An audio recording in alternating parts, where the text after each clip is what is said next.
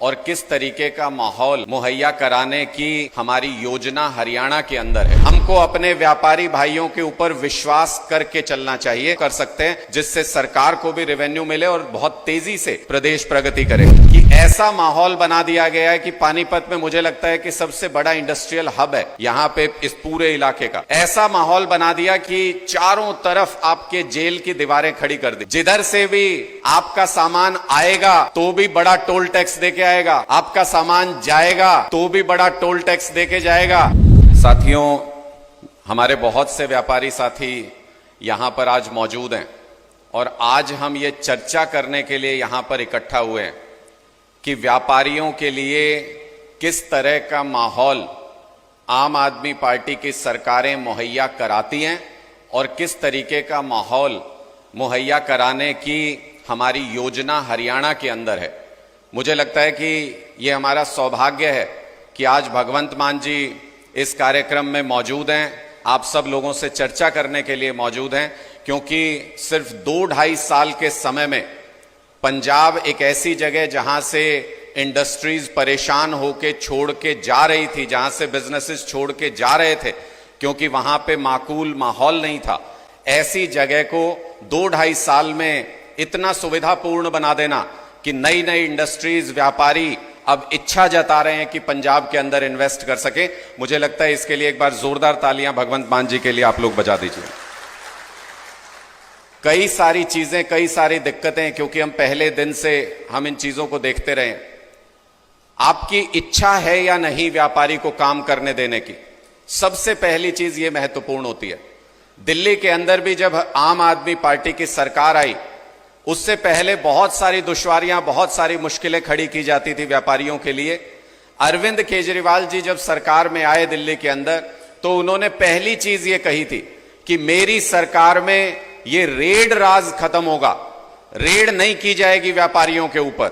व्यापारियों को चोर समझ के जैसे सरकार काम करती है, वो सोच गलत है।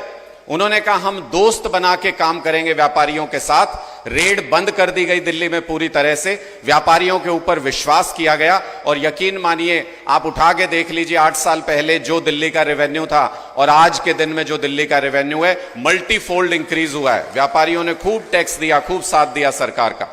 तो इसलिए सबसे पहला जो नींव का पत्थर है वो तो ये है कि हमको अपने व्यापारी भाइयों के ऊपर विश्वास करके चलना चाहिए। सरकार को वो ऐसे सुझाव दे सकते हैं, ऐसे काम कर सकते हैं, जिससे सरकार को भी रेवेन्यू मिले और बहुत तेजी से प्रदेश प्रगति करे।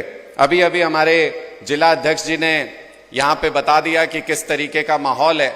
मैं इसी बात से शुरू करने वाला था, पर आपने पहले ही जिक्र कर दिया कि ऐसा माहौल बना दिया गया है कि पानीपत में मुझे लगता है कि सबसे बड़ा इंडस्ट्रियल हब है यहां पे, इस पूरे इलाके का।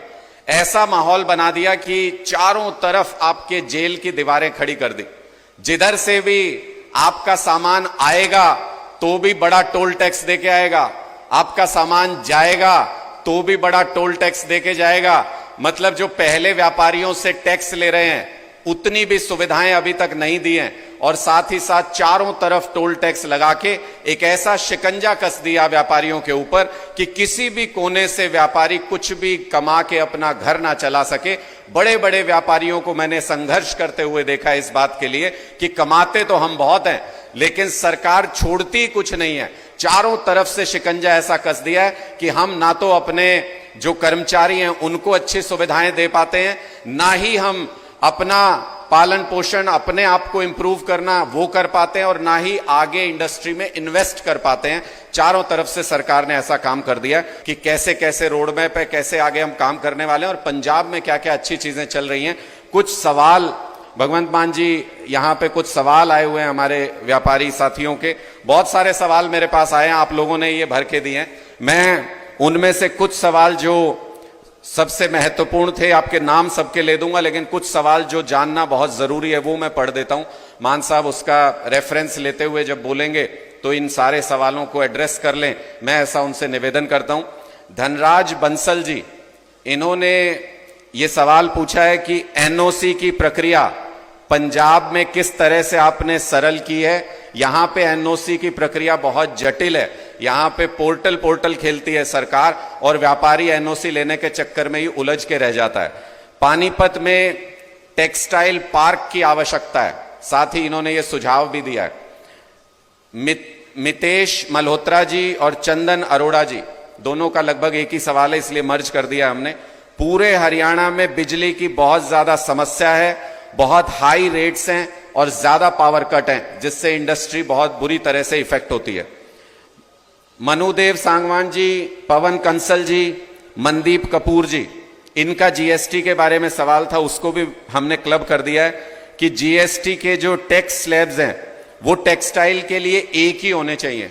एक ही इंडस्ट्री में मल्टीपल स्लैब्स बना रखे हैं, उसकी वजह से बहुत ज्यादा दिक्कतें सामने आती हैं और जीएसटी पोर्टल को सरल करने की जरूरत है ताकि व्यापारियों को सहूलियत हो सके। दीनानाथ गुप्ता जी और जगदीश धनीजा जी, इनका सवाल है कि स्मॉल और मीडियम एंटरप्राइज को और सहयोग और बल देने की आवश्यकता है, इसके लिए क्या किया जा रहा है आपके यहां भी, और यहां पे क्या हमारी योजनाएं, हम क्या कर सकते हैं। साथ ही एक कंसर्न जो बहुत सारे लोगों ने आप में से अपने फॉर्म्स में भरा है, करप्शन बहुत हाई लेवल पे है।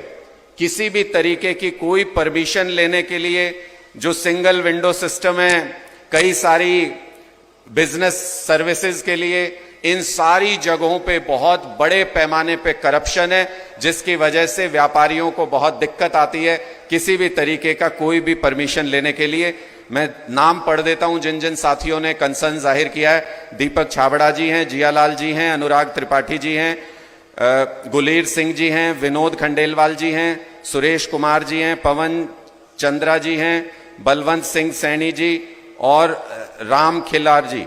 ये सभी हमारे व्यापारी साथी, आज इंडस्ट्रियलिस्ट भी, व्यापारी भी, सारे लोग यहां पर मौजूद हैं। मैं मान साहब आपसे निवेदन करूंगा कि अब आप आएं और अपनी बात भी रखें और इन इश्यूज को एड्रेस भी करें। बहुत बहुत शुक्रिया। मैं सोचता था ये व्यापारी लोग इलेक्शन के समय,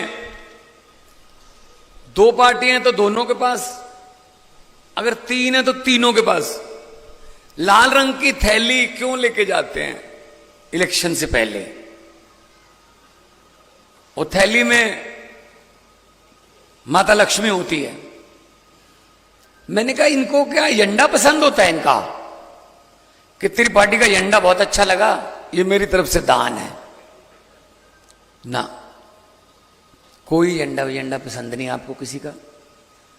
आप जाते हो ये कहने के लिए, भाई साहब अगर तुम्हारी सरकार आ गई तुम तंग मत करना, बस अगर तुम्हारी आ गई तुम तंग मत करना, अगर तुम्हारी आ गई तुम मत करना, यही लेके जाते हो ना। कोई एजेंडा कोई मैनिफेस्टो पढ़ के जाते हो आप? हद है। मैंने कहा यार सरकारें कमाल है, सरकारें तंग करने के लिए बनती हैं, सरकारें तो सहूलतें देने के लिए बनती हैं। तो मैंने पंजाब की इंडस्ट्रियलिस्ट को बुलाया, मैंने कहा बताओ क्या प्रॉब्लम है। उन्होंने इतनी प्रॉब्लम बताई, इसमें से इस एनओसी को इस एनओसी से जोड़ के, इस एनओसी से लेके ये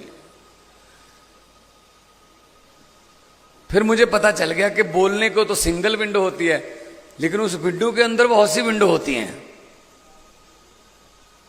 ये देखो ना, यहां से तो एक ही विंडो है ना आने में, आगे देखो कितनी विंडो है। मैं कहता हूं पंजाब में हमने लागू किया सिंगल विंडो सिंगल पेन। एक ही पेन से होना चाहिए काम। सिंगल विंडो पे अपने कागज पकड़ाए, एक पेन ने साइन किए, उसी पेन पे ही खत्म हो जाना चाहिए काम।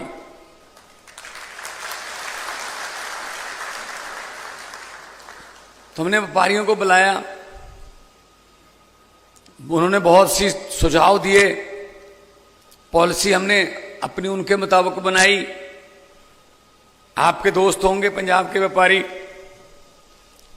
पंजाब में बहुत बड़े बड़े व्यापार हैं, हीरो है, वर्धमान है, मोंटी कार्लो है, क्लास है, सोनालिका है, स्वराज है, टाटा स्टील है, समर्था टेक्सटाइल है, समर्था आ रहा है अभी,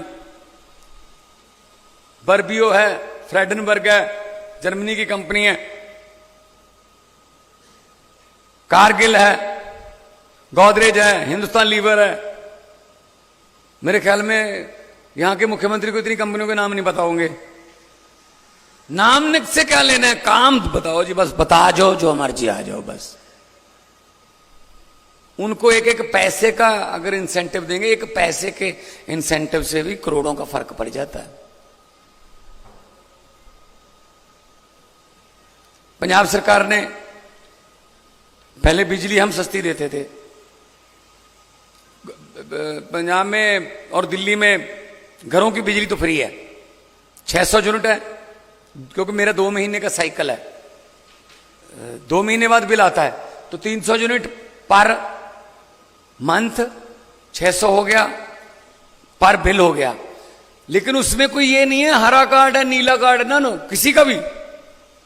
आपके घर पे अगर 2 एसी लगे हुए हैं, लेकिन आपने इस तरीके से चलाया कि आपका 2 महीने का मीटर का जो रीडिंग है वो 600 यूनिट से कम है, आपको भी जीरो आएगा। फिर 90% पंजाब को जीरो बिल आता है, 90% पंजाब। और कब से आता है?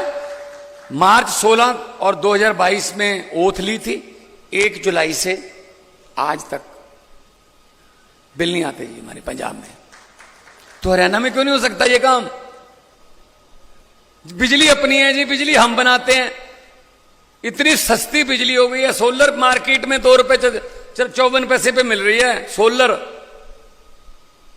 हमने एग्रीमेंट किया 1100 मेगावाट का सोलर के साथ, 2 रुपए 76 पैसे कहते थे, 2 रुपए 70 पे आ गए। मैंने कहा मेरी मीटिंग करा दो, 256 पे आ गए। मैंने कहा 254 पे कर लो। कहते 2 पैसे से क्या फर्क पड़ेगा। मैंने कहा पहले साइन करो। जब साइन करे, मैंने कहा इन 2 पैसे से 450 करोड़ रुपया पर ईयर का फर्क पड़ेगा। 2 रुपए 54 पैसे ले रहे हैं हम सोलर। अभी हमने क्या किया, हमारे पास 5 थर्मल प्लांट है पंजाब में, 2 सरकार के थे, 3 प्राइवेट थे। हमने अपनी अक्टूबर 2015 से बंद पड़ी थी, अक्टूबर 2022 में झारखंड में हमारी कोल माइन है पचवाड़ा में, 30 लाख मीट्रिक टन कोयला एक साल में निकालते हैं। लेकिन सेंटर का एक रूल है कि वो कोयला सिर्फ तुम सरकारी थर्मल प्लांट में ही यूज कर सकते हो, प्राइवेट को नहीं दे सकते। अब प्राइवेट के साथ महंगे महंगे पीपीए, पावर परचेज एग्रीमेंट कर गए पुरानी सरकारों वाले। तो हमने कहा यार कम बड़ा पंगा हो गया यार, कोयला हमारे पास इतना है, लेकिन हमारे पास कोयला बरतने के लिए अपने थर्मल प्लांट। हमें पता चला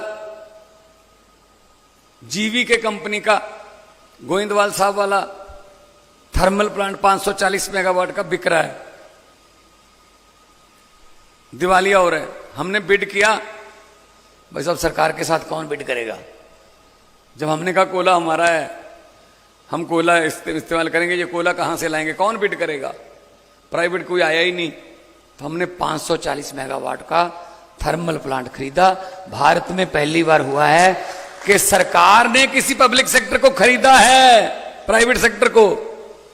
नहीं तो सरकारें बेचती हैं अपने दोस्तों को, घाटा दिखा के चलो पोर्ट बेच दो, एयरपोर्ट बेच दो, LIC बेच दो, जो मर्जी आता है बेच दो बेच दो बेच दो। 540 मेगावाट का खरीदा, कोयला हमारा है। अब हमारे पास 3 हो गए, कोयला हमारा है।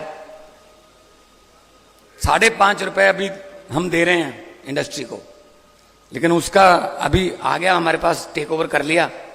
मैं उस थर्मल प्लांट को, इंडस्ट्री को और सस्ती बिजली देने में इस्तेमाल करूंगा। कोयला हमारा है। आप 10 रुपए कह रहे हो, मैं हैरान हूं आप पे। 10 रुपए में आप कैसे चला रहे हो? मैं 5.5 से भी कम करने के बारे में सोचूंगा। अभी आने वाले दिनों में विधानसभा सेशन आ रहा है हमारा।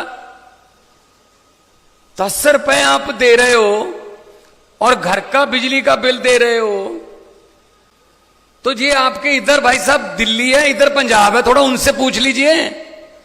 दोनों तरफ पंजाब आम आदमी पार्टी की सरकार है। इधर वालों से दोस्ती है तो इधर वालों से पूछ लो, इधर वालों से दोस्ती है तो इधर वालों से पूछ लो। ये तो नहीं झूठ बोल रहा मैं। तो इनका हमने इंडस्ट्री के लिए बहुत सी छोटे दी।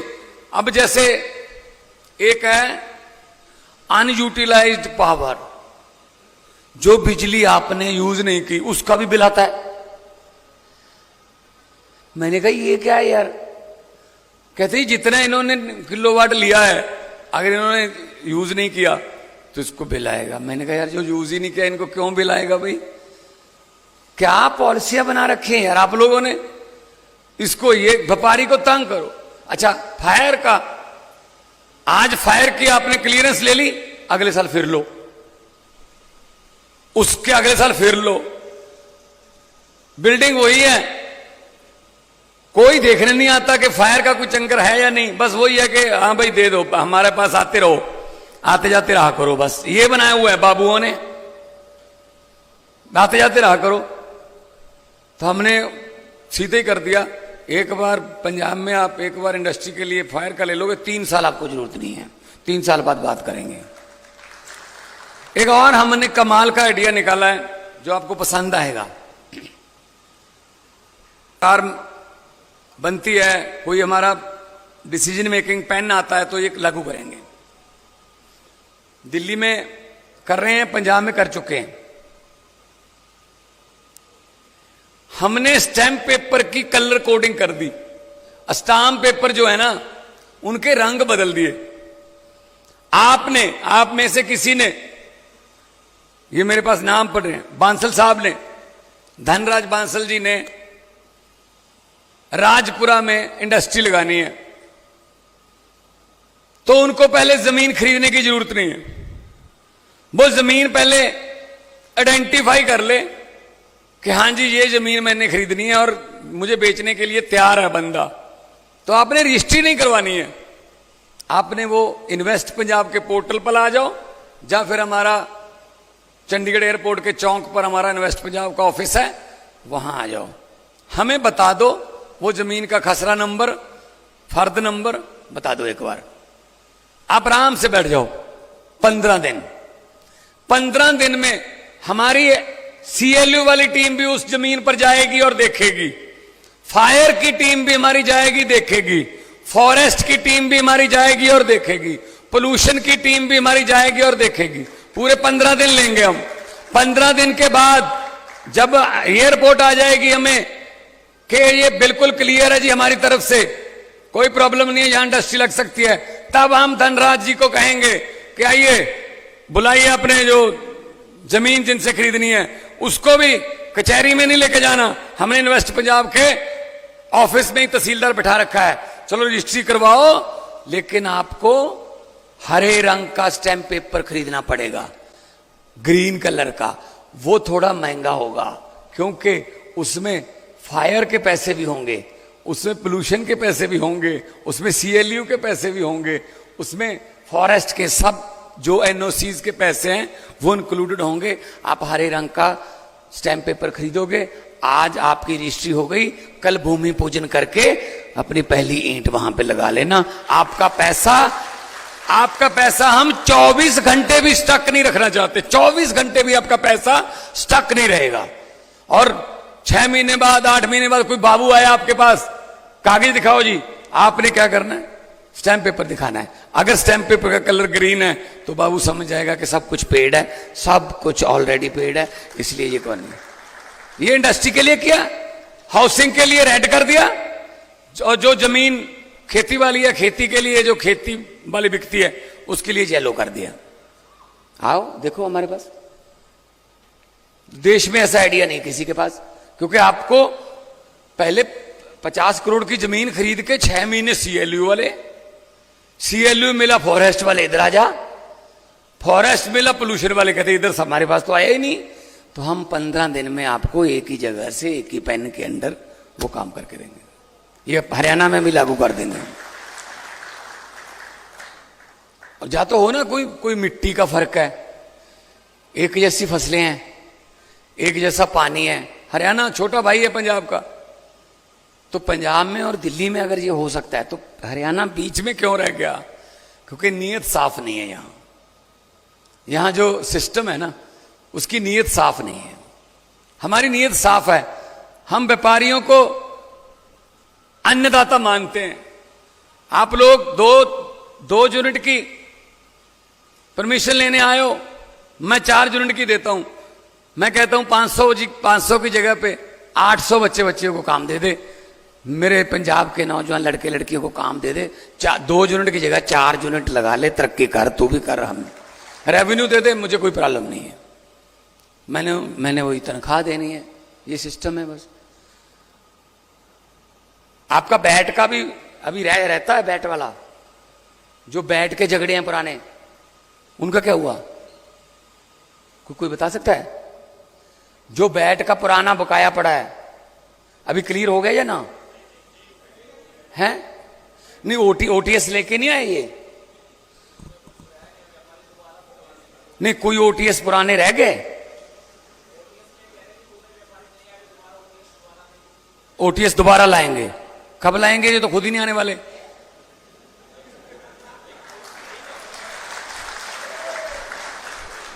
दोबारा लाएंगे। अभी तक हल कर देना चाहिए था, हमने पंजाब में कर दिया।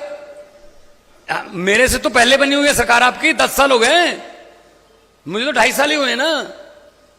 इनको पता होगा कि ओटीएस का, बैट का ओटीएस क्या होता है, इनको पता होगा? नहीं पता होगा जनाब।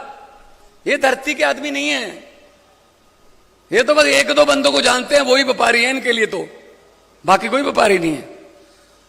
हमने पंजाब में बैट पे ओटीएस लाया, करोड़ों रुपये खजाने में भी आ गए, और तलवार भी जो लटकती थी वो भी ठीक हो गई कि चलो ठीक है यार करो। बैट कब से खत्म हो गया, लेकिन उसका बकाया खड़ा है। ओटीएस ला के जितने होता है व्यापारियों में करो यार। 1 लाख वाला कहता है जी 60,000 ले लो यार, 60,000 40,000 उसको माफ कर दो, फिर क्या होता है? 60,000 तो आएगा गवर्नमेंट के पास, वैसे भी तो पड़े है झगड़े में।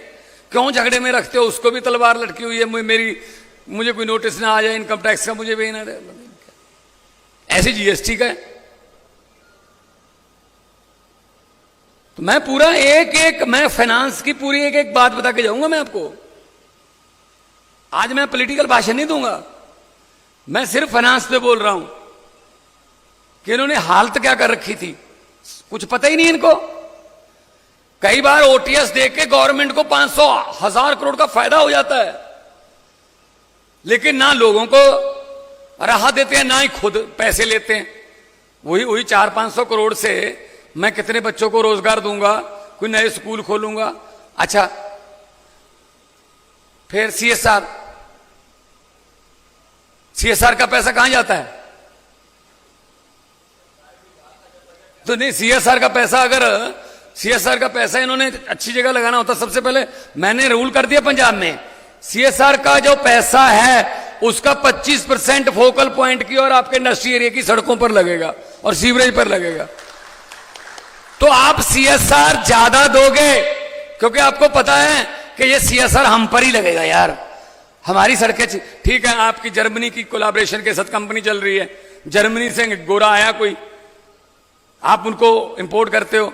वो गोरे ने कहा कि मैंने देख रही है कहां बनाते हो, गाड़ी तो आपके पास भी BMW है, मर्सिडीज है, कोई ऐसी बात नहीं, लेकिन आप गोरे को बिठा के जब इंडस्ट्री एरिया में फैक्ट्री में लाते हो ना, तो आपके दिल में एक थोड़ा सा वो रहता है, यार ये क्या सोचेगा, यार सड़कें कैसी हैं, ये क्या सोचेगा, हाँ यहां इंडस्ट्री लगा रखी है, ये तो रहता है ना हमारे दिल में। देश का भी रहता है ना यार, जी मेरे देश का क्या जाएगा यार मुंह महांद्रा यहां से, कि यार क्या सोचेगा यार ये। तो यार सड़कें जो आप करोड़ों का सीएसआर देते हो, तो आप पर क्यों नहीं लगता? वो कहां लगता है फिर ये बताओ? कोई स्कूलों पे लगता हो, कहीं अस्पतालों पे लगता हो, कहीं ना कहीं से तो वापस आए ना। लोगों का टैक्स किसी न किसी रूप में वापस तो आना चाहिए ना, नहीं आता। आपने पूछा है बिजली का, वो तो पता चल गया बिजली का, तो मैं तो हैरान रह गया, 10 रुपए में आप कैसे सर्वाइव कर रहे हो। और मेरे वाले हाँ पंजाब में आ जाओ, अभी मैं बॉम्बे गया था, आ रहे हैं सिफी आ रहा है, सीएट टायर आ रहा है, हिंदुस्तान लीवर आ रहा है, टाटा मेरे पास पहले ही आ रहा है, जिसमें जमशेदपुर के बाद 2nd बिगेस्ट इन लुधियाना हो गया, उनका सारा काम चल रहा है। ग्रासिम पेंट्स है मेरे पास, मैं ऐसे गिन लेता हूं भाई साहब। मैं पंजाब को दिल से प्यार करता हूं, मैं पंजाब के व्यापारी को भी करता हूं, मैं पंजाब के किसान को भी प्यार करता हूं, मजदूर को भी करता हूं, मैं स्टूडेंट को भी करता हूं, मुलाजिम को भी करता हूं। सर्कल है ये, सर्कल चलेगा तो सर्कल चलेगा, तो ऐसे कैसे चलेगा? अभी मेरा डबल इंजन, अभी हमारा एक इंजन खराब हो गया बीच में से, फिर नया इंजन। बस कौन से इंजन यार? अभी तो अर्बन डेवलपमेंट है, माननीय खट्टर साहब के पास, अभी तो अर्बन डेवलपमेंट देश का है। अब कर दें ठीक, अब तो कर दें, पहले चलो 10 साल में नहीं कर पाए, अब कर दें। लोकल गवर्नमेंट, अर्बन डेवलपमेंट, ये तो सारा इंडस्ट्री होगी, ये सारा सिस्टम ही इन्होंने ना ऐसे असल में चूस लिया। वो क्या है ना, हम लोग भी क्या करते हैं ना, असल में ये समझ गए हमको, जनता के ना ये हिप्नोटाइजर बन गए सारे। ये समझ गए जनता को कि जनता के मेमोरी खास नहीं है, जनता की जल्दी भूल जाती है। आखिरी साल, इलेक्शन वाला साल, बस आखिरी 2 महीने थोड़े से लॉलीपॉप दे दो, लोगों को वही याद रहते हैं। पहले वाले 5 साल बिल्कुल याद नहीं रहते, क्या हो गया था, कब हुआ था, कहां कहां लूटा था। एक किसी घर में लड़की की शादी थी, परिवार वाले अच्छे खासे अमीर थे, जिम्मेदार थे, शादी करेंगे धूमधाम से, इकलौती बेटी है, लाडली बेटी है, तो उसके लिए गहने, सोने के जेवरात, चांदी के बड़े बड़े सोफे, बड़े बड़े शैंडलियर, बड़े बड़े टीवी सेट, ये वो रख लिए। कल बारात आनी थी, आज शाम को डाकुओं को पता चल गया कि इस घर में माल है। वो ट्रक लेके आ गए, ट्रक बैक किया, सब सोफे साफे, सब बेड शेड जो भी थे, शैंडलियर, झूले, सोने के गहने, परिवार वालों को, लड़की के परिवार वालों को एक कमरे में बंद करके बाहर से कुंडी लगा के ट्रक में भर लिया। जब चलने लगे, अब ये सोचना अब कि हम कैसे इनके लॉलीपॉप में आ जाते हैं, जो 2 महीने पहले करते हैं ना ये। जब चलने लगे डाकू, तो डाकुओं के सरदार ने कहा नहीं, पहले ये बताओ लड़की का परिवार किस कमरे में बंद है। उनका सरदार इस कमरे में बंद है, खोलो। उसकी कुंडी खोली गई, अंदर एक सहमा हुआ परिवार बैठा है। डाकुओं का सरदार अंदर गया और उसने कहा किस लड़की की शादी है। एक लड़की डरती डरती खड़ी हुई, जी मेरी शादी है। डाकू ने अपने जेब में हाथ डाला, 100 रुपए का नोट उसको एक देके और सिर पे हाथ रखा, बेटा आशीर्वाद आपको, जिंदगी मंगलमय हो, तंदुरुस्ती बनी रहे बेटा। चलो वो अपना लूट फूट के चले गए, ट्रक ले गए। अगले दिन पुलिस आई, भाई साहब लड़की वालों के परिवार में से एक भी बंदा, एक भी औरत, एक भी महिला उस परिवार में से डाकुओं के खिलाफ पुलिस के पास FIR लिखवाने को तैयार नहीं थी। कहते जी बंदे लूट के भाई ले गए जैसे मर्जी, लेकिन बंदे बड़े चंगे थे, 100 रुपया शगन दे गए। अब 1100 रुपया महंगा कर दिया सिलेंडर, मोदी जी ने 100 रुपया सस्ता कर दिया। कहते कमाल कर दी, मोदी जी ने 100 रुपया सस्ता कर दिया। और ये महंगा किसने किया था? महंगा 1000 रुपये किसने किया था? ये तो सोच लो। हमें याद ही 100 रहता है, आखिरी वाला जो शगन देके जाते हैं। ये सही बात है ना? ये हमारा, फिर रोते रहते हैं हम 5 साल। अच्छा, खास तौर पे पढ़े लिखे शहरों में वोटिंग होती है 50%, 52%। बड़ी मुश्किल से मुझे लगता है शहर में किसी में 55 से ज्यादा हो, क्योंकि हम लोग छुट्टी वाला दिन मानते हैं उसको, इलेक्शन वाले दिन को। उस दिन हम शिमले चले जाते हैं, 2-3 छुट्टियां इकट्ठी हो जाती है ना, उस दिन फिर हम शिमले चले जाते हैं, मनाली चले जाते हैं। और आके पूछते कौन जीत गया भाई? कहते फलां जीत गया, बड़ा माहौल, गंदा बंदा जीत गया। भाई साहब 5 साल गालियां दोगे तो उस दिन रहते ना, उस दिन वोटिंग में तो हिस्सा लेते। कोई और पसंद नहीं, नोटा दबा देते, लेकिन डेमोक्रेसी में तो हिस्सा लो। डेमोक्रेट हिस्सा डेमोक्रेसी में लेते नहीं, गालियां 5 साल देते हैं। फिर थोड़ा सा हमें भी सामाजिक जिम्मेदारी समझनी पड़ेगी कि अकेला सिर्फ हर चीज हम उन पर नहीं छोड़ सकते। वो तो फिर जब उनको मौका, पॉलिटिक्स में गंदे लोग, पॉलिटिक्स में बुरे लोग इसलिए नहीं कि बुरे लोग इसमें आते हैं, पॉलिटिक्स में बुरे लोग इसलिए ज्यादा हैं क्योंकि चंगे लोग, अच्छे लोग इसमें जाते नहीं। हमने क्या लेना है यार, छोड़ो यार, ये गंदी गेम है यार। क्या गंदी गेम है यार, कमाल है। हमने क्यों नहीं लेना भाई? फिर अगर भगत सिंह ये बोल देते उस समय कि हमने क्या लेना है, वो भी अच्छे परिवारों के थे, वो भी 90-90 साल की उम्र जी लेते, लेकिन उन्होंने कहा हमने लेना है, हमने अंग्रेजों से हिसाब लेना है और अपना देश लेना है। जिस उम्र में आज नौजवान अपने बाप से मोटरसाइकिल मांगता है ना, उस उम्र में 22-23 साल की उम्र में भगत सिंह मुल्क मांग रहे थे अंग्रेजों से। तो ये थोड़ा हमको भी थोड़ा जिम्मेवारी निभानी पड़ेगी। चंगे अच्छे लोगों को लेके आओ। मैं नहीं कहता कि इसको डालो इसको डालो, अच्छे लोगों को लेके आओ जो लगता हो कि हाँ अच्छे हैं यार। फिर अगर अच्छे लोग विधानसभा जाएंगे, अच्छे लोग पार्लियामेंट जाएंगे, तो फिर कानून भी अच्छे बनेंगे, कानून भी ऐसे बन के आएंगे। तो अगर गुंडे जाएंगे, जब पैसे लेके जो वोटें खरीदते हैं, वो कहते ठीक है, फिर जिस दिन आपने रेट बताया था हमने आपको दे दिया, अब आइए हम रेट बताएंगे अपने काम का। तो ऐसा चल, जो एक बार आपको खरीदेगा वो 5 साल आपको बेचेगा, ये भी तो है। सो आम आदमी पार्टी अरविंद केजरीवाल जी ने इसलिए बनाई है कि यार चंगे बंदे इकट्ठे करो, बाकी पार्टियों से भी आ जाएं कोई बात नहीं, लेकिन लोगों को एक ऑप्शन दो। ये दोनों तो आपस में मिल चुके हैं। अगर मैं आ गया तो मैं तुझे कुछ नहीं कहूंगा, अगर तू आ गया तो मुझे कुछ मत कहना। हमारा दोनों का चल रहा है, पब्लिक पिस रही है, जो चक्की के 2 पोड़ हैं, ऐसे जनता बीच में पिस रही है। जनता है दाने, जनता गेहूं है, ये चक्की के 2 पोड़ हैं, ये कांग्रेस और बीजेपी, ये पिस रही है जनता।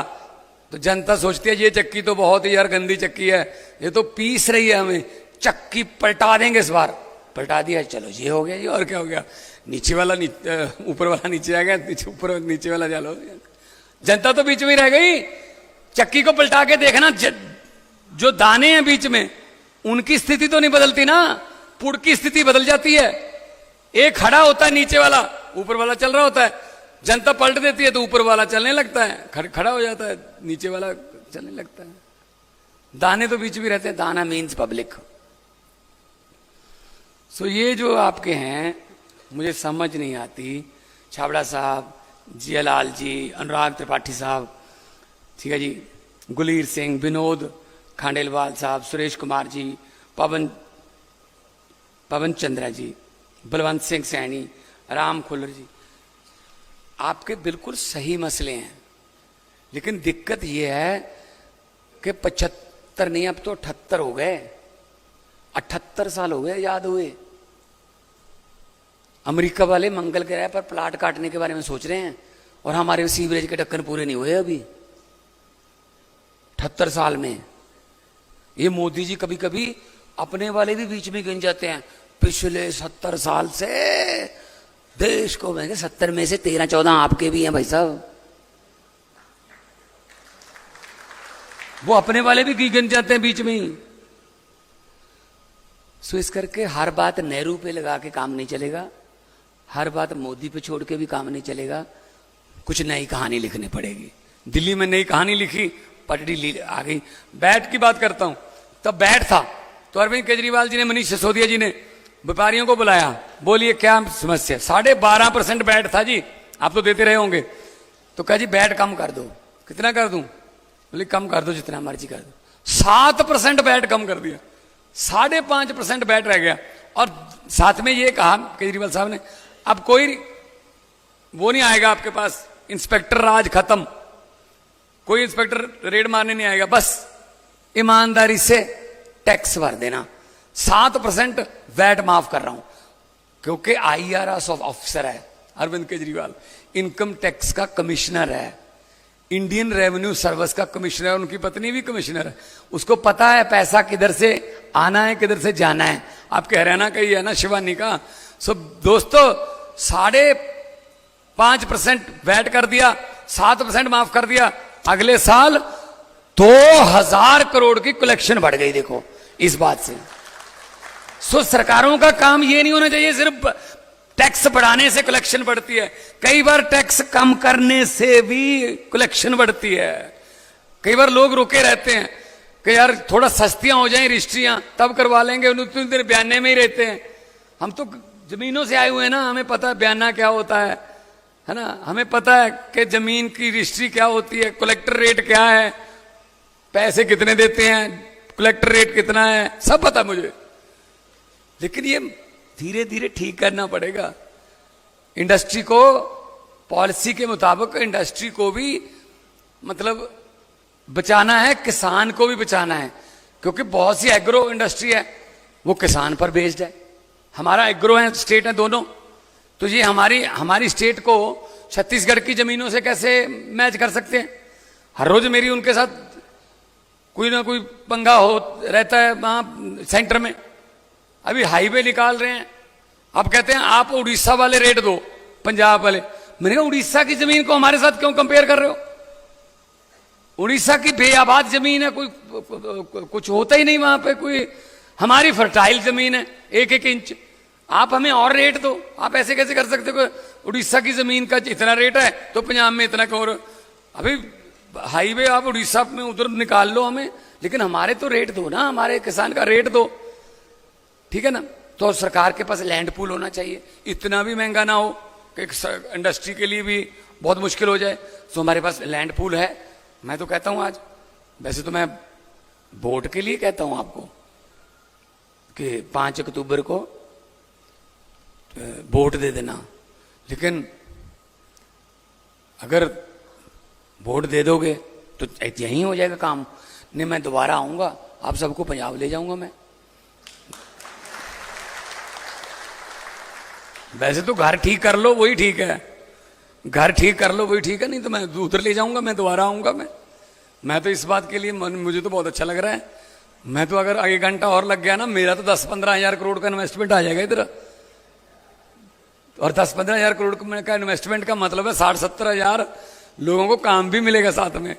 जितने दुखी आप हो, जितने दुख से आपने लिखी हुई हैं चीजें, जितने आप दुखी हो, लेकिन अपने दुखों को यहीं ठीक कर लो, साथ दो। और हम देशभक्त लोग हैं, कोई हम समाज में आपको नहीं बांटेंगे। हम तो स्कूल बनाने वाले लोग हैं, हम अस्पताल बनाने वाले लोग हैं, हम इंडस्ट्री लाने वाले लोग हैं, हम बिजली लाने वाले लोग हैं। हम अरविंद केजरीवाल के सिपाही हैं। और अरविंद केजरीवाल हरियाणा के गांव से उठा, पता ही नहीं था कि उसने दुनिया हिला देनी है। आज जो मर्जी है, झूठे पर्चे डाल लो, कोई बात नहीं, राजनीति में करते रहते हैं तो जो मर्जी कर लो, लेकिन उस बंदे ने हिला रखा है पूरे देश को, राजनीति की दशा और दिशा बदल दी है। भगत सिंह का एक शेर है कि इस कदर वाकिफ हो गई है मेरी कलम मेरे किरदार से, इस कदर वाकिफ हो गई है मेरी कलम मेरे किरदार से कि इश्क भी लिखना चाहता हूं तो इनकलाब लिखा जाता है। लंबे सफर को मीलों में मत बांटिए, कौम को कबीलों में मत बांटिए। एक बहता दरिया है मेरा भारत देश, इसको नदियों और झीलों में मत बांटिए। ये देश बहता दरिया है। और मुझे एक टीवी चैनल पे कहा गया कि रैपिड राउंड है, हम एक बंदे का नाम लेंगे, किसी पॉलिटिशियन का, आप उसी समय बताना कि उसके बारे में क्या सोचते हो। कहते सुखबीर सिंह बादल। मैंने कहा जी पहाड़ों वाले स्कूलों में पढ़े हैं, ना पंजाबी लिखनी आती है, ना पढ़नी आती है, ना बोलनी आती है, पंजाब के वारिस बनना चाहते हैं, हो नहीं सकता। कहते जी कैप्टन अमरिंदर सिंह। मैंने कहा महलों वाले लोग हैं, राजे हैं। जब मुगलों का राज था मुगलों के साथ थे, जब अंग्रेजों का राज था अंग्रेजों के साथ थे, जब कांग्रेस का राज था कांग्रेस के साथ थे, जब अकालियों का राज था अकालियों के साथ थे, जब बीजेपी का राज है तो बीजेपी के साथ है, तो लोगों के साथ तो कभी हुए नहीं सर। कहते जी नरेंद्र मोदी। मैंने कहा किसी भी बात को कहीं भी उसे उठा के, कहीं भी जोड़ के, कहीं से भी बोल के बोल देते हैं और साथ में कहते हैं गारंटी देता हूं। कहते कैसे? मैंने कहा चंद्रयान के लॉन्चिंग पे चले गए, इसरो ने किया था चंद्रयान का लॉन्च, तो मैं भी देख रहा था, लाइव चल रहा था। मैंने कहा सुन लें प्रधानमंत्री जी क्या कहते हैं। चंद्रयान के लॉन्च पे चले गए, वहां पे कहने लगे इसरो से मेरा पुराना नाता है। अपने माथे पे हाथ मारा, मैंने कहा 8वीं क्लास का सर्टिफिकेट नहीं मिल रहा, इसरो की बातें कर रहा है यार ये। इसरो तो साइंटिस्ट पढ़े लिखे लोगों का काम है, इसका क्या नाता हो सकता है इसरो से भी? मैंने कहा जोड़ेगा तो सही, फिर कैसे जोड़ेगा? उसने कहा जब मैं स्कूल में पढ़ता था, 3री 4थी कक्षा में था बहनों भाइयों, मेरे हाथ तंग था पढ़ाई में, तो इसीलिए हर टीचर मुझे आके कहता था अब तू इसरो में बैठ, अब इसरो में, अब इसरो में, अब इसरो में, इसलिए इसरो से मेरा पुराना नाता है। ओ की बनू मुल्क दा ओए, मैं क्या ओए वो की बनू है देश दा, मैं क्या रब्बा बचा ला यार। ताड़ियां बज रही हैं जिवें तुसी बजा रही सी, ताड़ियां बजा रहे। फिर उन्होंने सब तो औखा सवाल पूछा, कहते भगवंत मान अपने बारे में मैं क्या बोलूं। फिर मैं क्या, जे मैं देखा अमला बल्ले तक कुछ नहीं मेरे पल्ले, जे मैं देखा अमला बल्ले तक कुछ नहीं मेरे पल्ले, जे मैं देखा लोकां दी रहमत बल्ले तब बल्ले बल्ले बल्ले। बहुत बहुत धन्यवाद, बहुत बहुत मेहरबानी, मिलते रहेंगे। लोगों को अक्सर कहते सुना है जिंदा रहे तो फिर मिलेंगे, लेकिन इस दिल ने कहा है मिलते रहे तो जिंदा रहेंगे। बहुत बहुत धन्यवाद, बहुत बहुत मेहरबानी।